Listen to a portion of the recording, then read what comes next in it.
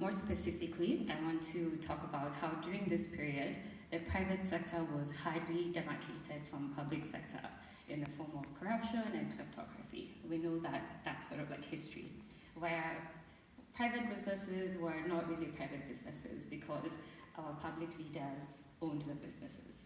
Does that make sense? Okay. So earlier, you mentioned that we need to import capital and redirect more capital towards the private sector. What is the role of private equity and venture capital on the continent with this context, and how do you think the African diaspora can participate in revitalizing Africa's private sector? I hope you understand where I'm going with the context that I provided. Yeah, I'm trying to be... Yes, I think so. The first one you mentioned was regarding the private sectors not really being part of the economic development process. Is that correct? Sorry.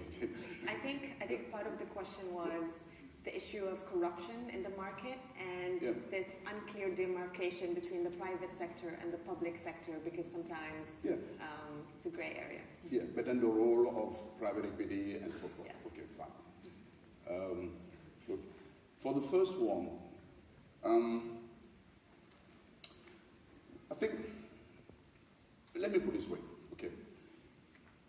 You take a given country is a nation, right, you know, and you want to take risks within it. Clearly, the easiest or the normal one has to be the government, because they represent the ultimate sovereignty, right?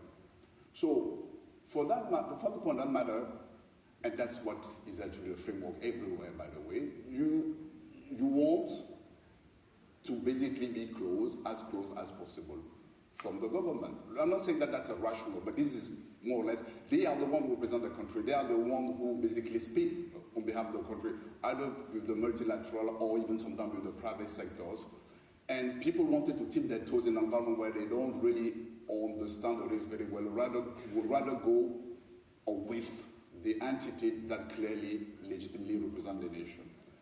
That's probably, the very first point. But then again, what has happened in our case is that for too long, I think, we haven't had that kind of setback of allowance for the private sector to have a decent portion of that capital. And this is what actually probably creates opportunity to the private equity of the like and the private market and so forth. But in quantum, it's not that much. I mean, it's really not that big. It doesn't make a difference. Now, you also alluded to the local savings. Well, we are not importer of capital. That's not because we want. No, it's because what we need.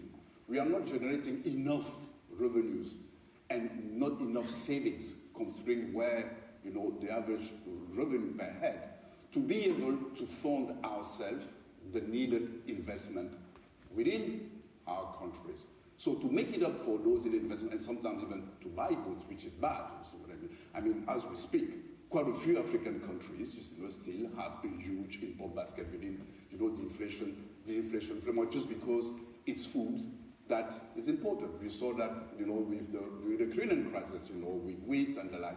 So that vulnerabilities are things, small winners that we need to address structurally, without any doubt.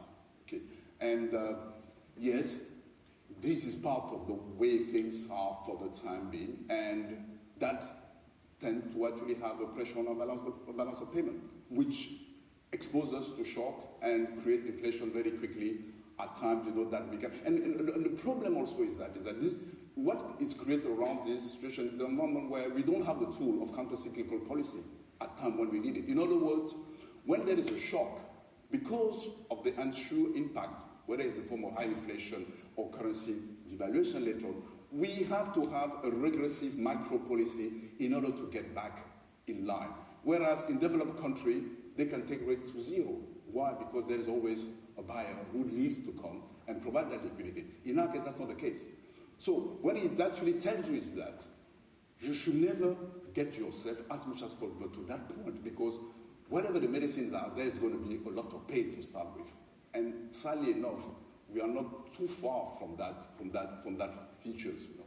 And that's the nature of those type of economy until such a time when it is recomposed and rebalanced to be able to create wealth endogenously from the country itself through local multipliers, you know, and improving labor productivity.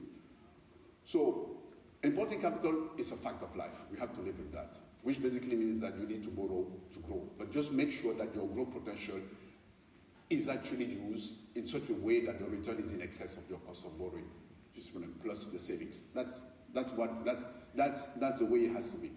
Oh, I know if I'm